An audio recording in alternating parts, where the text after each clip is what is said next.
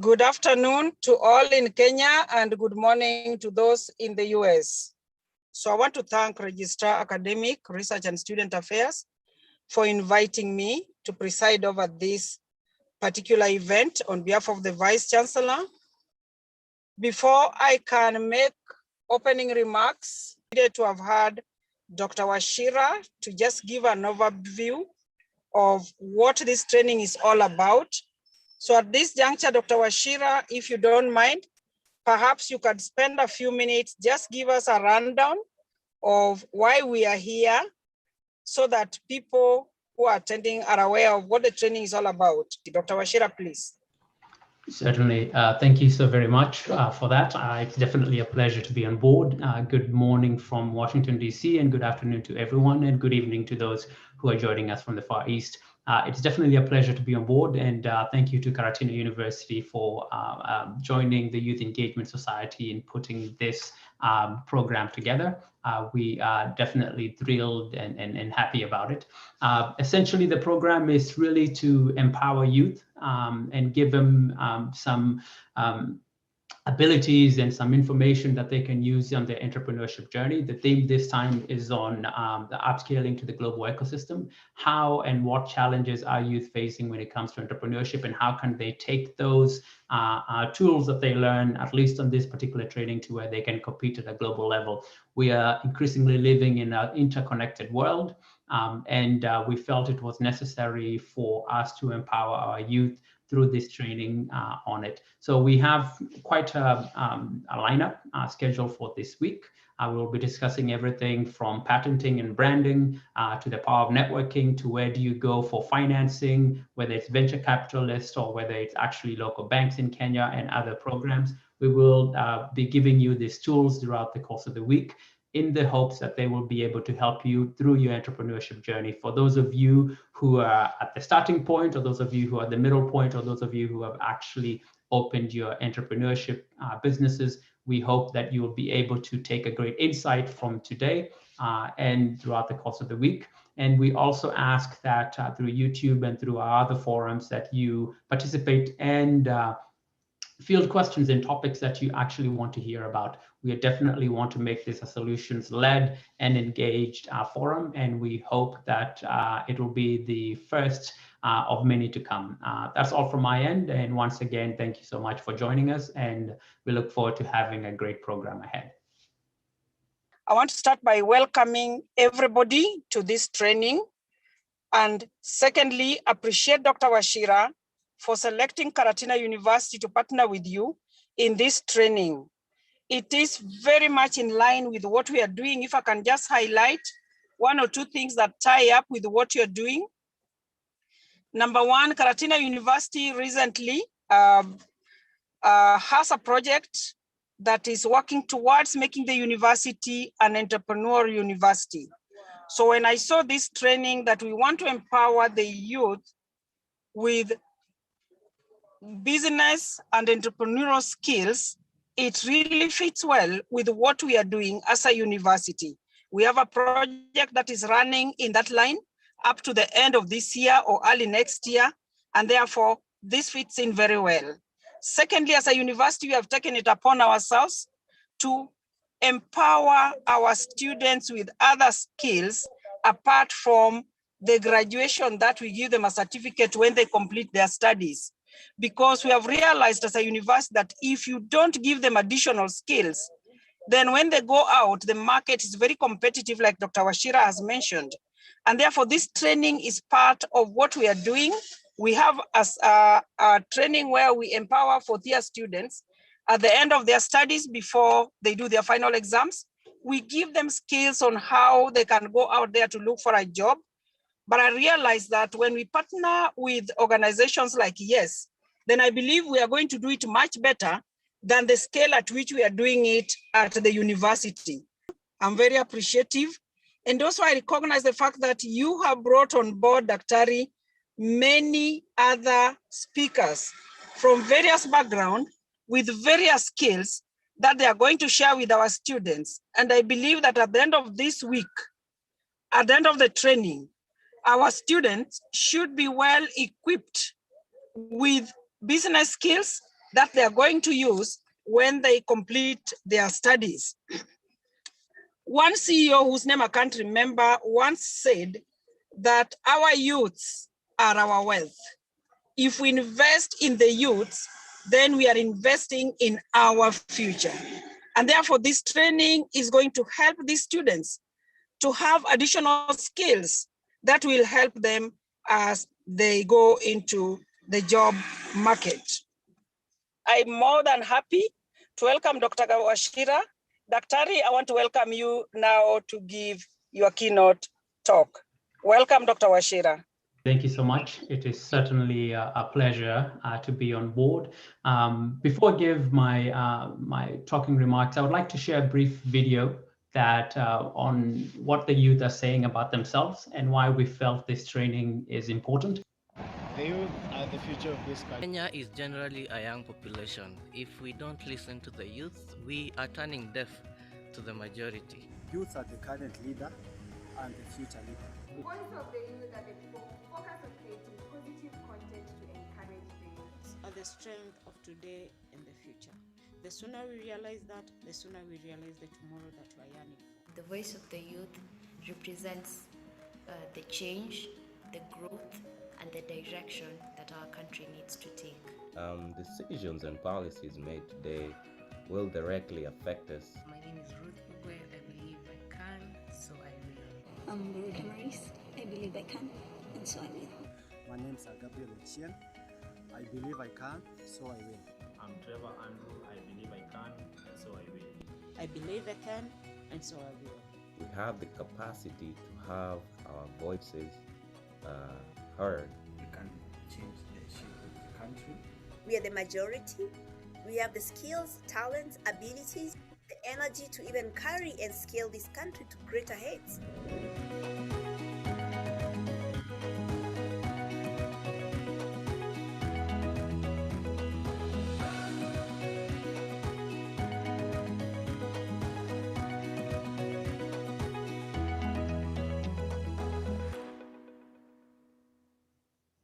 So I just wanted to share that with you to show you what the youth from across the country are talking about their power and their knowledge and the steps that they can take to empower the society in general. And for me, it was a measure of hope in thinking that we do have the capacity to change this world once we realize just how much power we possess. So thank you to all who sent those images in and those videos. Thank you for recording those. We greatly appreciate it. The theme of this panel, of this forum this week will be focused on the youth and the role of the youth in harnessing a global business ecosystem. So for me, let me just begin by saying it is true to say that any country with a vision to achieve sustainable growth requires maximum backing of its youth. The youth is the indicator of how developed a country is. They determine how fast or slow the economy grows. If youth don't get employed, the level of poverty increases. So we find that as the increasing number of youths, it means that even more working population is needed to generate capital. On one hand, the youth will be a negating effect. And on the other hand, therefore, at the end of the day, there's no significant economic growth if the youth are not attaining or accessing jobs. This is increasingly becoming a problem for our country and for a lot of other developing countries.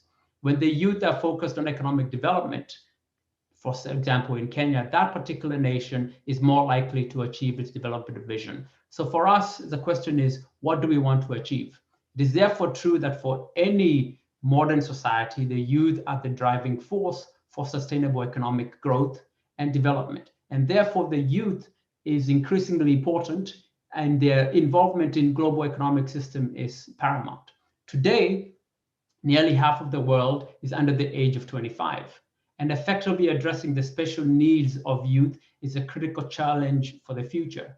Youth, individuals between the age of 15 and 35, make over 1/6 of the global population, but are seldom recognized as a distinct group for the important role they play in shaping the future. More than any other group, today's young men and women will impact how people in rich and poor countries live in the 21st century. And that is no different for places like Kenya. Unfortunately, hundreds of millions of youth, especially young women, lack education, skills, and on-the-job training. including employment opportunities and access to health services. And this effectively limits the futures at a very early age. As a result, youth may react by unleashing risky or harmful behavior. We have seen it in our own society.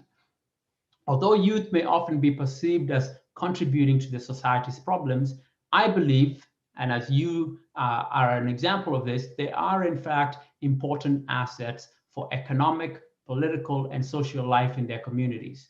We know that the world is getting smaller, at least that's how it seems. In today's world, thanks to limitless connectivity and instant communication, business are no longer confined to geographical location. And we thought, how can we get ahead of this particular curve for Kenyans, for entrepreneurs? How can we get ahead of this particular curve to enable our youth to be better prepared and not be confined by geographical location? Not so long ago, globalization was achieved by giant organizations, the Facebook, the Amazons, and so forth, that had the resources to take on this risky endeavor. However, because of technological advancements, the utilization of online marketing, and the rise of direct consumer business, global commerce is not just for those with the deepest pockets. Essentially, anyone can do it. However, stepping onto the worldwide stage is quite a venture. Aside from typical impediments one might face when expanding their business domestically, taking a business global comes with its own unique set of barriers that need to be carefully considered before undertaking such a task. Global competence, we see, is a capacity and disposition to understand and act on issues at a global level, or put it another way, act on issues of global significance. So it's imperative for the young business owner, for startups, for entrepreneurs alike to be completely aware of the weight of such a task and the repercussions that come with it. However, if you're prepared to take on the risk and you do successfully, then the notion here is that you may reap great rewards, but the risks are not as great as people think they are. They're not as extensive as they were 10, 15, 20 years ago, because platforms have changed that. And this can be an impressive accomplishment for any entrepreneur or any business of any size. So what do I say to this? What I say is that it's important to consider the following questions. And that's what I plan on at least helping you decipher today, and throughout the course of the week, my partners and other people presenting will help you break down this cost a little bit more. There may just be the difference between total failure and remarkable success in a global environment. So the first question you need to ask yourself as a young person, as any entrepreneur, is what are the costs of going global? Entrepreneurship at the international level means more costs. During your budgeting process, entrepreneurs expanding globally for the first time can make the mistake of assuming that conducting business in any other country, the way I do it in Kariakor, the way I do it in Kariobangi, or the way I do it in Kilimani, is similar to operating outside. While leaving a detailed budget is a great start, it doesn't necessarily create success or failure on its own. You need to factor in the unexpected. Chances are you will have to modify your financial plans, or better represent the actual revenue and expenses you want to see in the new market. However, entering into a global market doesn't always have to be costly. Amazon, Alibaba, and Jumia have shown us that. With the use of technology and the rise of social media, content marketing, you can achieve global coverage without having to relocate, without having to move out of your place. Content makers utilize sites like Facebook and Twitter to reach audiences across the world. And this forum is a good example of that. You can extend your reach to the multiple countries that we're covering simply by using things like search engine optimizers and catering content to make sure that the message gets in front of those audiences. Number two, you need to ask yourself, what does a market structure look like? A deep understanding of the structure of your potential foreign market allows you to better understand your market entry, development, and campaigning your products or services, and it addresses several other critical considerations when entering a new market. Market trends reveal the landscape of your new market. With these insights, you'll be able to determine how your competition is currently reaching out to the potential customers, or who your competition is. and how properly to market to your foreign audience. Do you do it the same way you are doing it at Kilimani to someone who you're trying to sell in Dallas? No, I would venture not. The number of potential competitors is much more extensive. Why? This is because of the ability and given accessibility of global markets. The fact that the competitors can come from anywhere, Kampala, Shanghai, Guinea-Conakry, the US, you're not confined to your home market, and neither is your competition. This is the beauty, or probably the curse of this. The other thing you should consider is, where is the regulation? No different than your local market. There are governing agencies in the foreign market that you wish to expand that lay out distinct provisions for how one needs to conduct a business. Understanding all the regulations and standards in different markets can be challenging, but you have to make sure you're prepared to operate within the protocols of local laws. We hope that on Thursday, we can expound on this a little bit more by how do you structure yourself for global outreach while still maintaining your status quo in your local environment. This can be done by first learning the laws of that particular industry, but they can be vast, before attempting to expand globally. This is possibly the most important step in the expansion process. So you need to seek reputable networks, reputable counsel in your targeted market to help familiarize yourself with the procedures in order to prepare yourself for a more comfortable transition to your new market. The other thing you need to consider, number 4, is how will you overcome language and cultural differences? Knowing how to conduct business among the local market in the area that you're expanding is imperative to your success internationally.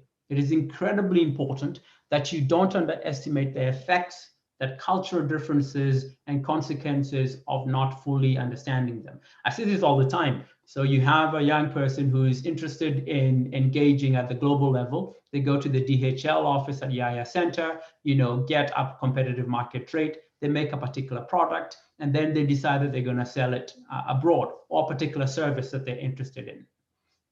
You have to realize that sometimes several cultures don't respond well to forward or audacious marketing strategies. So it's very important to figure out where it is that you're planning on marketing your product or service.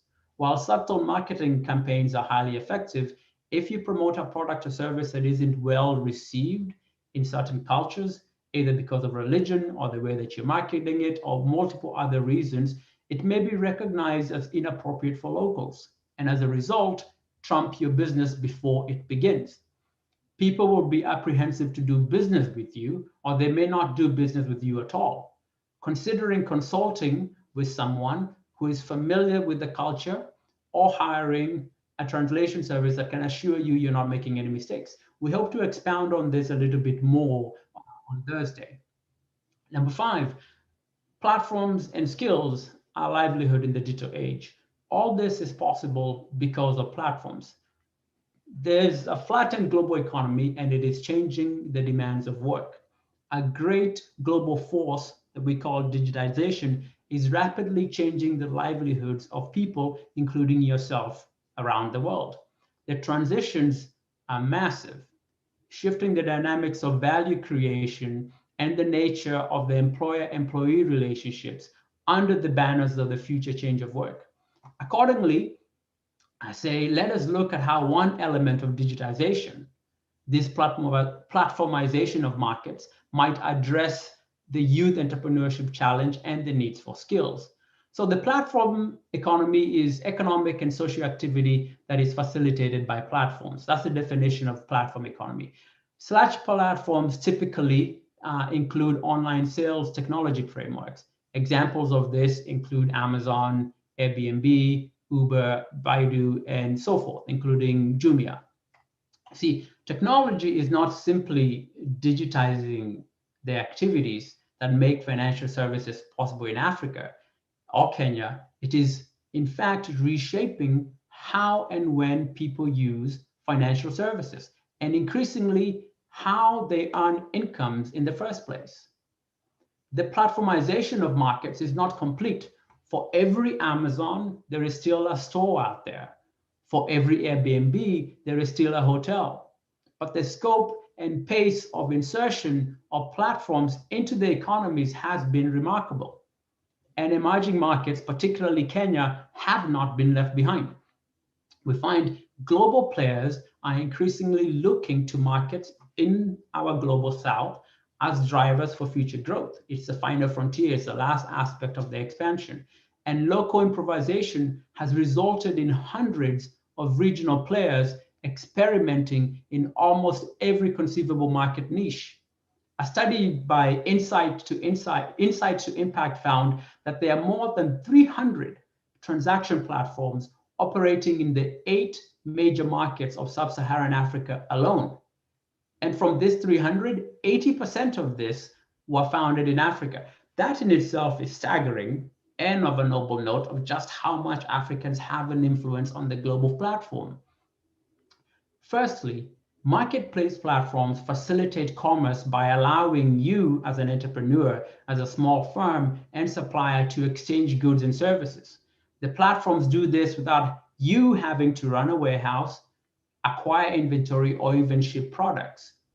But how can individuals make this jump to becoming digital workers? How can you, as a small enterprise, like Wanjiko or Omondi's business, adapt to successfully selling your products in a competitive digital marketplace? Well, that's part of the question that we want to answer for you today. This is where the skill gaps is most stark. It brings us back to the essential challenge that Jumia, Amazon, Alibaba, and other marketplaces face in Africa and beyond. You see, platforms depend on a large user base of sellers, and these sellers have to be equipped with certain skills to fulfill high volumes of transactions. If you as a seller are lacking the skill sets, then the platform business in itself will fail, and it hurts platforms themselves. So increasingly, you're finding that the onus is on these marketplace platforms to step in and deliver skills. And this is a very interesting notion because it had not been done before. Look, there is nothing new in suggesting that individuals need skills in order to find livelihoods. It's why we're in school. It's why we're in this forum. Individuals do need skills in order to link them to better livelihoods. Nor is it new that companies need skilled workers. That has been since the time of Christ and beyond. Workers and companies need to invest in workers in a project we call upskilling. However, when the marketplace, the platform, the Jumia, the Amazon, step in outside the construct of the employer-employee relationship, it changes the equation. 1. 2, it creates opportunities for platforms to engage in markets. And this is where we find ourselves. This is where you, as an upstart entrepreneur, find yourself. A new way to engage in markets that you otherwise would not have been able to engage in. So platform-led upskilling is the training that marketplace platforms provide to you as a small-scale vendor, as a small-scale worker, even outside the scope of conventional employer-employee relationships. It is widespread and necessary part of doing business, especially in regions that face a significant skills gap. So upskilling happens via face-to-face or interpersonal interactions, via online training, and in workflow training movements. Content from these platforms increases proficiencies. It essentially solves the problem for how do you use this service. You don't have to be born all knowing. You don't have to be born with all increasing capacity. The platforms provide that capacity for you to learn. The financial and digital literacy, the vocational specific skills, and the soft skills. So what am I trying to say, David? What I'm trying to say is that there is an increasing capacity for you as an entrepreneur, if you have the forward, to tap into. And that capacity is virtually free for a great number of us. Well, you of course have to have a few costs on yourself, the data bundles and so forth, right, in order to tap into these online platforms, but they're there. And what we say is that all as individuals need to do is figure out where the gap is and go and solve that gap. Because platforms, they need workers using their sites to be skilled in order to assure quality of service to customers and therefore drive transactions and revenue. That's essentially what platforms are. And what are workers? Workers thrive when they have skills that earn them meaningfully work in a digital age, allowing them to provide for their families and futures. And what do markets play in all this? Markets need a skilled labor force to enable broad economic growth and prosperity and to ensure they are included in the transition of digital economies. So you have this one hand, three actually, platform, workers, and markets, and they're all coming together in a very interesting way because of digitization. That's the frontier where we find ourselves, and that's where we're able to apply and solve that particular skill gap. So a substantive understanding of the world for you as an entrepreneur is the foundation for packaging yourself for the next level. That's what I would have to say in this. And how one creates a compelling global image as a metric. Global competent individuals are able to perform the 4 competencies. So as I come to a closing aspect, what I'd say is that what 4 competencies do you need to have in order to succeed in the global connected world that I mentioned above? 1, you need to be able to investigate the world beyond your immediate environment. This means that you need to frame significant problems in a way beyond your immediate environment. 2, you need to be able to recognize perspectives of yourself and in others. You need to be able to articulate and explain such perspectives not only thoughtfully, but respectfully. Goes back to the understanding cultures that we will be connecting with in this increased global world. 3, you need to be able to communicate ideas effectively with diverse audiences, because you may be sitting in Kilimani or you may be sitting in Roysambu or whatever it is that you're sitting in, but you're tapping into a very diverse audience, and you need to understand and bridge that geographic and sometimes linguistic and ideological and cultural barriers in order to get your product from where you are to where they are. 4, you need to take actions to improve the conditions. You have to view yourself as players in a world and participate reflectively. And that for me is one of the most important things as a youth. For a lot of time, we find ourselves as individuals that things happen to. What I'm saying is that we need to reframe that context. And in order for ourselves to improve the conditions, we need to view ourselves as players in this world, not just the product of things that are happening to you. And when we shift that mindset for ourselves, then we're able to take and improve our conditions because we have viewed ourselves as players in the world. And importantly, we're participating effectively. I find this to be remarkable. There are quite a number of case studies that have been focused on upskilling, and we will share those here shortly in a link so that you can actually go in, click on them, and expand and see what companies are doing when it comes to training youth. So what I say in closing in all this is that the flattened global economy is changing the demands of work. Consider the changing face of the business world. A company in one country employs workers in another country. Consumers in a third country buy goods produced in another country. Transactions are aided by high-speed internet connections. There's lowering of import tariffs, very similar to what we're about to have with the Kenya Free Trade Agreement. And if that opens up doors, it's going to link us to a very major market within the US, the UK, and elsewhere. Government incentives on foreign investment are important, and we're seeing that happen. The result of this ordinary interconnection is a process that we call globalization, one of unprecedented reach, breathtaking speed, and consequence. Globalization is accelerating the traffic of goods, ideas, people, and capital around the world. And it has essentially, in quite a number of respects, leveled the playing fields for workers all over, including you sitting at your home. And increasingly, employers are looking for competent, reliable individuals who can work at attractive costs, regardless of location. These platforms that I mentioned earlier allow you to connect to those type of jobs. And we hope that increasingly throughout this week, you will find this as a relative goal that you can pursue for yourself if you're interested in entrepreneurship.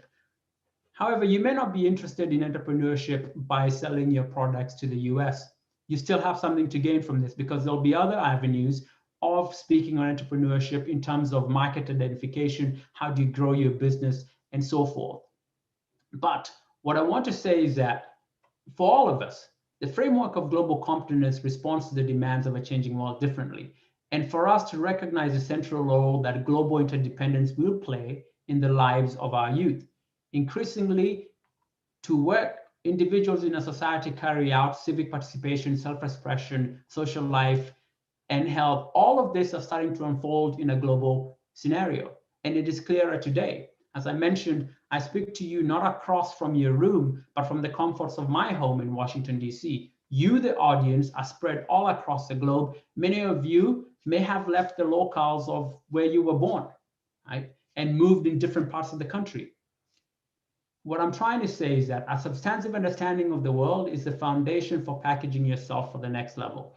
And how one creates a compelling global image becomes a metric for how you measure your global competency. And this, in turn, ties deeply in to what you want to do and the skills that you want to go. So you have to be able to recognize the fact that there's this aspect of digitization and global connection, and it is increasingly growing, and ask yourself, how can I take action to improve conditions within my particular self, whether it's by creating a job for myself or for others, right? And view yourself as players in a world and participate in it reflexively.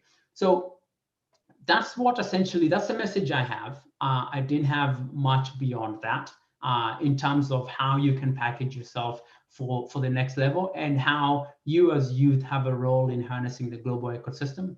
I hope that this message has shown you that you do have a role to play, and we hope to unpack it more and more and more as we get throughout the week. But I want to encourage you to take a look at these junctures, to take a look at these platforms that I mentioned. If you're a young person and you're interested in upscaling to the next level, take a look at some of these platforms, take a look at some of these case studies that we've mentioned, and see how they can be of use to you, right? My dad always likes to say, what you don't know, you simply don't know. And it's very difficult for you to access information when you lack the capacity to do it. So how do you solve that particular dynamic? Well, you learn. You click on some of these links, not just through us, but through others.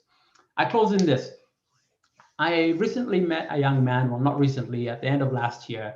His name is Jace. I've spoken to him at length on many different ventures. I apologize if you've heard his story before, but I met Jace in December in Kenya. He's not Kenyan. He's from Texas, a young kid at the age of 19. He came across a group of young Kenyan artisans, right? The Juakalis, as we like to call them. And essentially, these guys were making leather, be it belts, be it shoes, be it wallets, the stuff that you see in curio shops. Jace was intrigued, quite intrigued, because he saw the skill set that the artisans had. They were making some really remarkable, beautiful products. He didn't know a single thing about leather. He had never, beyond wearing a leather shoe, he had never touched it. But he got back to Texas, opened YouTube, and just started watching videos upon videos upon videos upon videos of leather craftsmanship. He went and he bought tools. He went and he bought string. He went and he bought different types of leather. Of course, there was a trying process where he would make mistakes. But 6 months on, Jace was able to make his first leather products. So what did he do? Did he open a curio shop and start selling them? No, he didn't. He went to Shopify, opened a platform marketplace, took pictures of the products that he had made and posted them on there. And these things were selling like hotcakes, not to someone in his region, but to someone completely elsewhere. And lo and behold, everything was sold out. This was a great business venture, something that he had come completely across on accident. Now, how many of us within our countries have never thought of such a business venture, right? There could be, I definitely hadn't thought of it. The point is, you can go and learn this skill set because digitization has made this process much easier, right? So you can attain the skill set, but then once you attain the skill set, you can move that skill set to a global marketplace and a global platform and sell your skill set. The capacity is there. So I'd encourage you to take a look at these things. I think they'll be quite influential. Pay attention to the rest of the week and hear what we have to say. Hopefully you'll be able to take something home and start that business that you always wanted to. Dr. Kagema, I think I am coming to the close of my presentation. I would like to hand it over to you. Great, Daktari. We are amazed. Everyone is here, I know, is amazed by your presentation. And personally, my warm congratulations. I believe all of us have been inspired in big ways. But without much ado, I will request Dr. David Gishohe, he's the Dean School of Business of Karatina University, to moderate this session, because I believe we have hosts and hosts of questions so that you are able to interrogate those issues that will be streaming for us, and also those of us who may wish some point of clarity. So Dr. Gishohe. Really thank Dr. Wachira and the team for the good start. And in this session, we'll be inviting questions, and Dr. Wachira will respond to the questions that will be raised. As members are preparing to raise questions, maybe I mention something briefly or a comment, which is also a question to Dr. Wachira.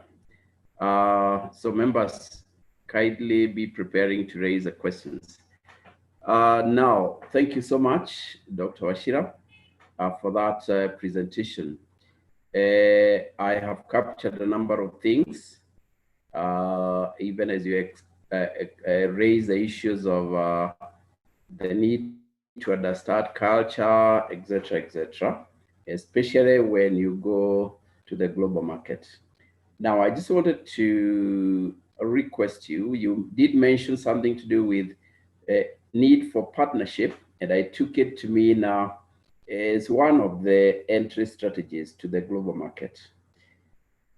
Do we have, I've looked at the program, I've not seen whether we are going to look at that. I would encourage you, or maybe raise this question: which are the other entry strategies to the global market for people who may want to go global and take their businesses to the global market? What are the other entry strategies? I picked up the partnership as to be one of the strategies. What are the other entry strategies to the global market? Yeah, thank you, Dr. Gishohe. Yeah, partnerships is one of them, and we're actually going to discuss that on May 6th, I believe. Yeah, May 6th is the topic on partnerships and alternative sources of funding, and that will be done by our very own Eugene Awori, who is from the World Bank Group and based in Nairobi. So he'll be covering that particular one. So partnerships is one. It's a key strategy for scaling up in the global market. But I don't think it's the only one. It's one depending on what you want to do. And as the example that I gave of Jace or others, is that it's an integral one. So it says you can't be the jack of all trades. You will have to eventually link up with people who are doing this. So for example, if you're selling goods, right, you can't be the one making them, the one doing the shipping, the one handling the logistics, the one doing all this stuff, because it's gonna eat so much into your profits, if any, by the time you do that.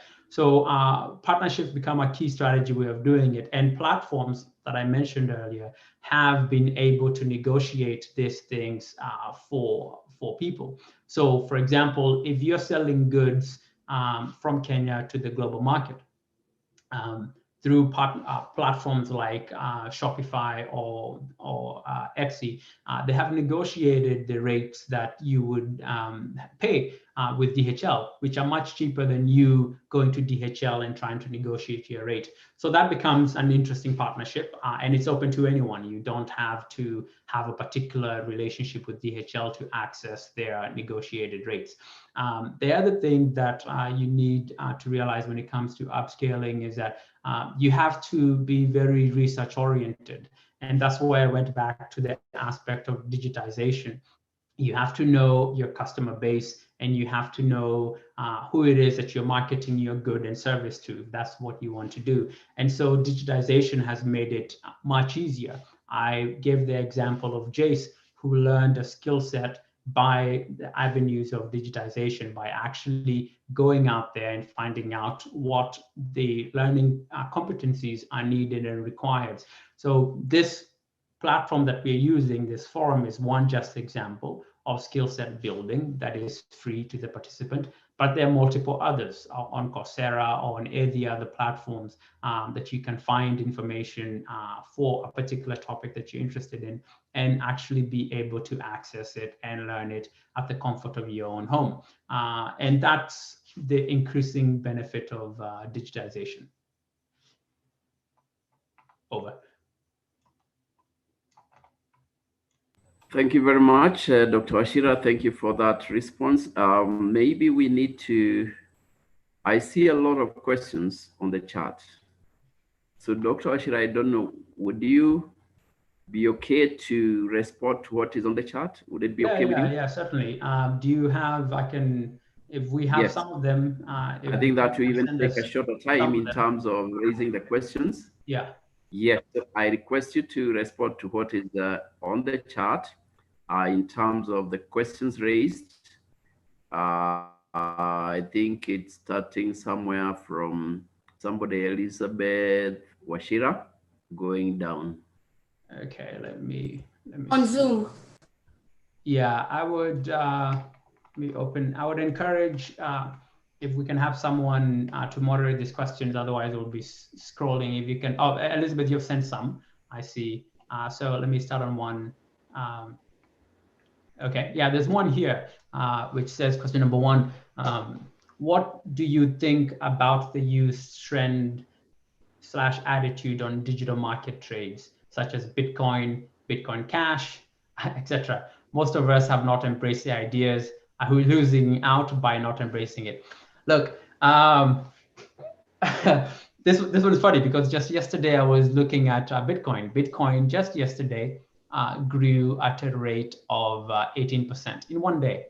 So if you had invested 1,000 Kenya shillings in Bitcoin yesterday, you would have 1,180 at the end of the day. Now, that sounds very well and very good, but you have to look at the other end of the coin, right? The opposing end of the coin, right? And ask yourself, why are this market trades such as Bitcoin and other cryptocurrencies yoked with such fluctuation? They're yoked with such fluctuation because they lack a good bit of stability. Can you imagine if the Kenya shilling or the US dollar fluctuated by rates of 18 to 20% on a given day? How that would be problematic for you when you try to go buy goods, right? So tomorrow you want to go buy something that cost 5,000, but the next day has increased by 18%, right? It would be problematic. It would be very difficult to save. The point is that there are other markets that you can trade in that have a little bit less fluctuation, and that's what I would encourage people to do. However, if you're hard-pressed bent on trading in Bitcoin, then I would say trade in money that you're comfortable losing. Definitely do not play with your rent or with your school fees or whatever, because you're essentially not trading, you're gambling, is what I would say to that, because of this fluctuations. So once they maintain a degree of certainty to where they're not fluctuating so much, then maybe there may be a logical place to park your money. But in the short run, I don't think it's the best place unless you're willing to take the risk of losing that money, because it can go up by 18% in one day. It can also go down by 30% in one day. So you have to be conscientious of that. There's another question here that says, what do you think about the use, oh, that's the same one I read. Number 3, I understand partnership is key to entrepreneurship and the growth of LLCs and corporations. I'm assuming LLCs are limited liability companies.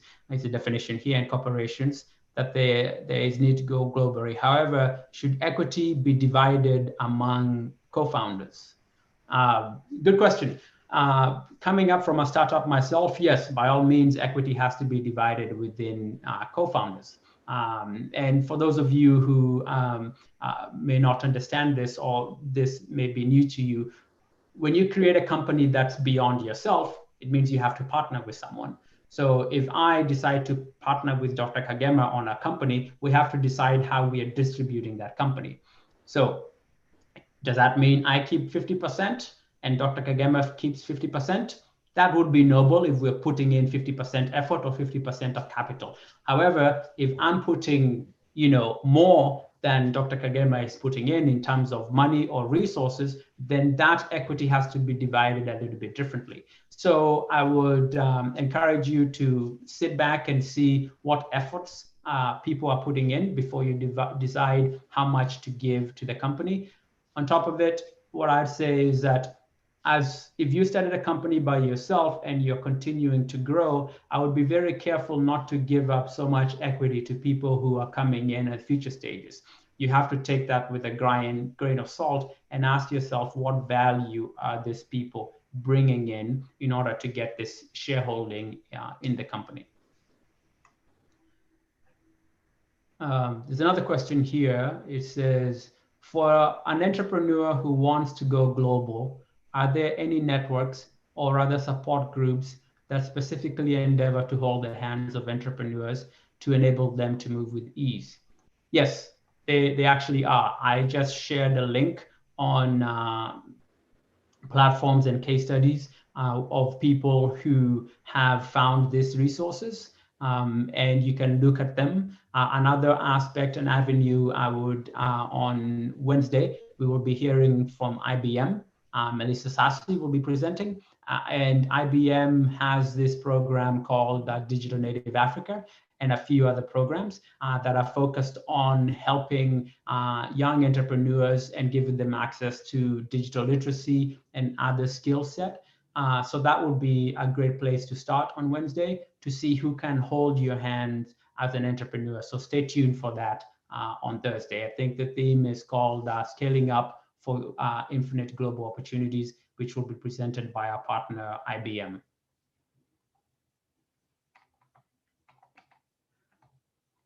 Okay. Elizabeth, I don't know if you're on the line, or Dr. Geshohe, if you want to ferry me any more questions, definitely be glad to take them. Or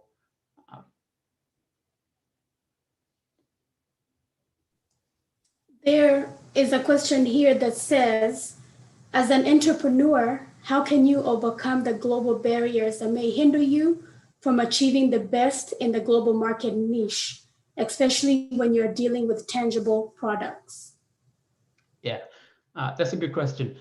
There are a lot of barriers of entry. If you remember from the start of my presentation, I said the barriers of entry have been reduced over time because of digitization, but they're still there.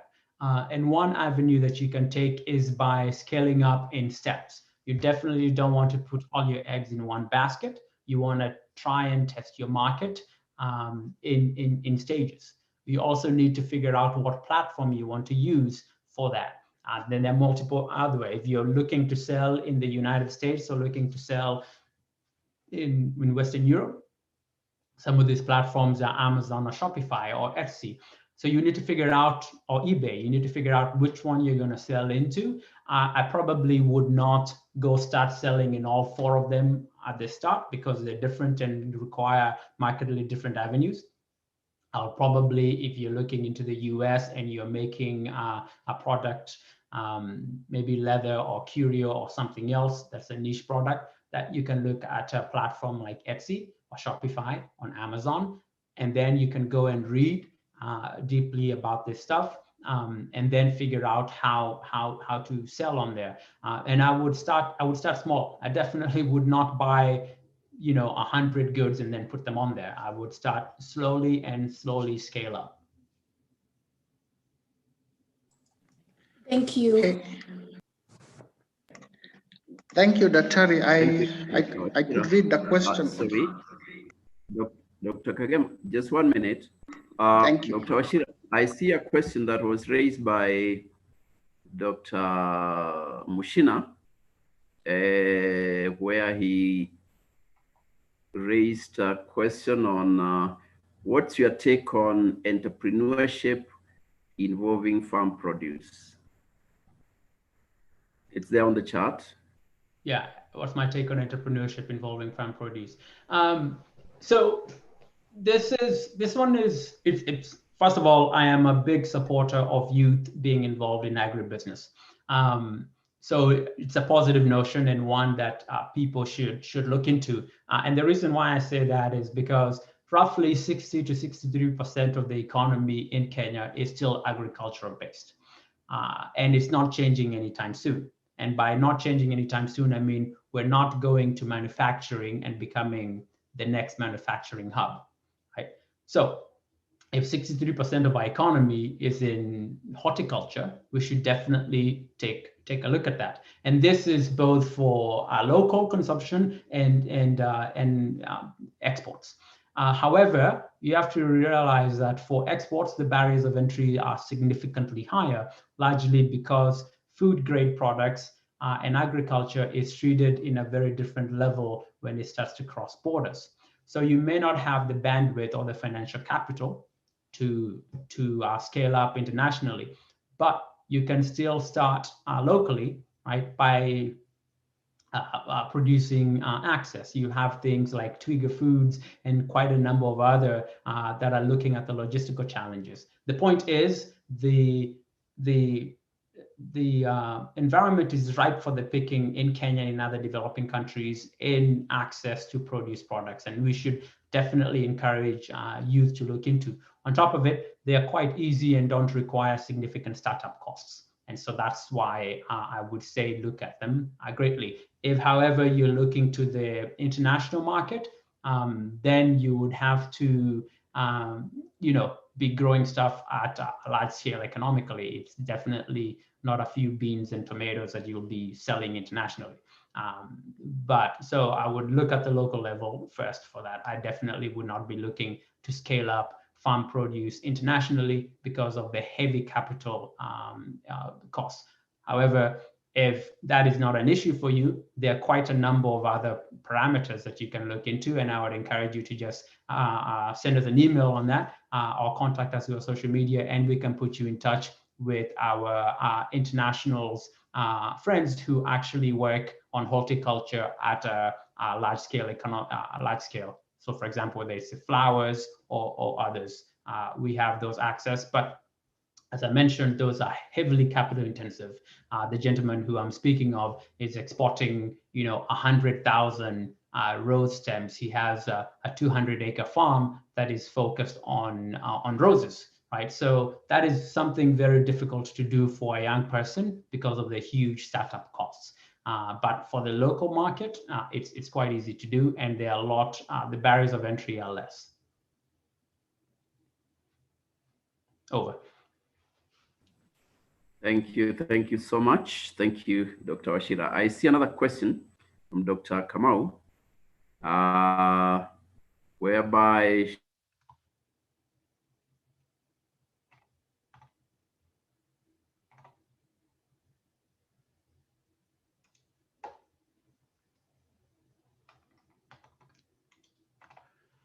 I think we may have lost you there, Dr. Gishohe. Yes, let me assist Dr. Gishohe to give you the question. Okay. Thank you. It's from Dr. Kamau. She says about online writing, which has become a new thing for most Kenyan youths, putting issues of academic integrity as my disclaimer. What is its place in youth empowerment and engagement?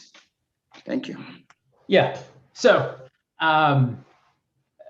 academic writing, in terms of writing papers for others seems quite profitable, right? But it's also unethical and amoral, and something that I don't encourage someone to do. And by that, I mean writing papers for another student so they can pass, right? Because what you'll do is that you'll end up in a situation where the people who are serving you did not attain the degree that you're in. And just put it this way, imagine you go to a doctor's office to see a doctor for a particular thing, and anakwambia, you know what, I don't remember that section. The paper was written by someone else, right? So those are definitely ethical issues that we have to contend with.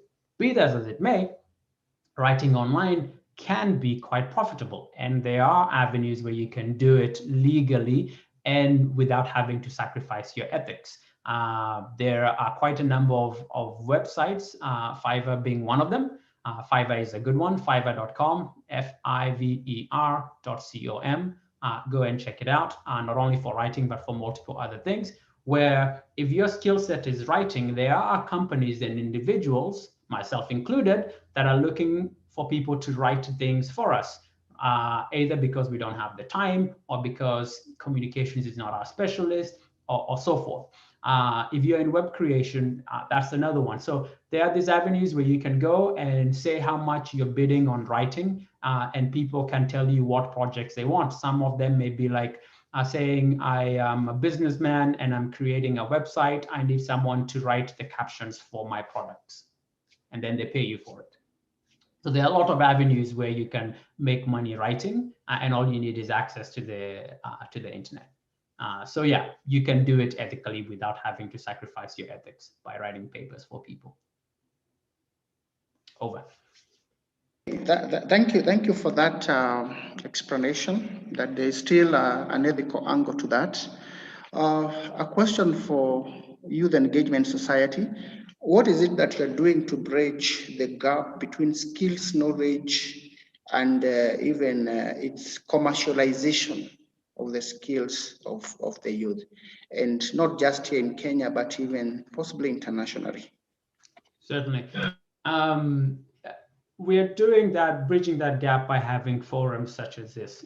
I personally believe, and many people may not share that opinion, that information should be free, particularly when it comes to knowledge and creating a knowledge base, because we as a society benefit greatly when information is free. However, we are not in a level where we're able to offer this freely to everyone. And by this, I'm talking about governments and so forth. So of course, you're charged for information.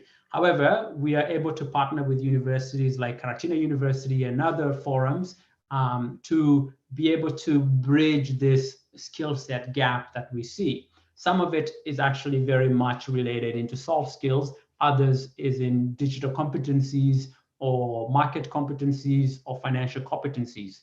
And in as much as we have the capacity to offer these skills to other people by either convening forums such as this, inviting other people, not just myself or my sister, but multiple other speakers that you'll be listening to this week, we try and do it from a sense of duty and a sense that we really have a passion for sharing and improving skills for youth. So not just on this platform, but on multiple others. I would encourage you to either follow us on our social media or on our email and subscribe. And each time we're doing these skill sets, or each time we're partnering with universities, or each time we're bringing partners for our specific training, we would let you know. On top of it, you can reverse engineer by telling us, look, this is where the rubber meets the road. This is where we're finding a particular problem. Can you help us create a training for this? And by all means, we will try to assemble a party that can facilitate that training. I think we don't have more questions. Therefore, I want to thank Dr. Wachira for the responses. And I believe we could now come to a close. I take back the meeting to Dr. Kagema. Thank you very much, Dean, for your contribution. Indeed, we've had a very insightful session, very gainful, and I believe each one of us has takeaway message.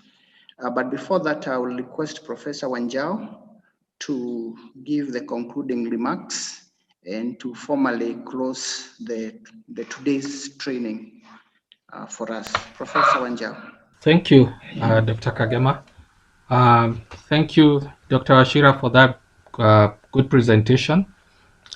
Spot on answers that actually will help not only the youth, but all of us who are in this particular platform in enabling us to make better decisions. And especially that answer you gave about online writing. It's also something that disturbs me because it goes on to the other end of ethics. And thank you also for creating this opportunity for Karatina University to be able to partner with YES and giving them a chance to actually internationalize through such platforms. Yes, it's 5 days. You set the bar, and we hope that we shall continue sharing the knowledge based on the topics that will be presented throughout the week. So on behalf of Karatina University, we are very thankful and we'll continue working together till we see that this event is successful. So thank you, and God bless us all, and also be blessed, Dr. Ashira, for that wonderful message.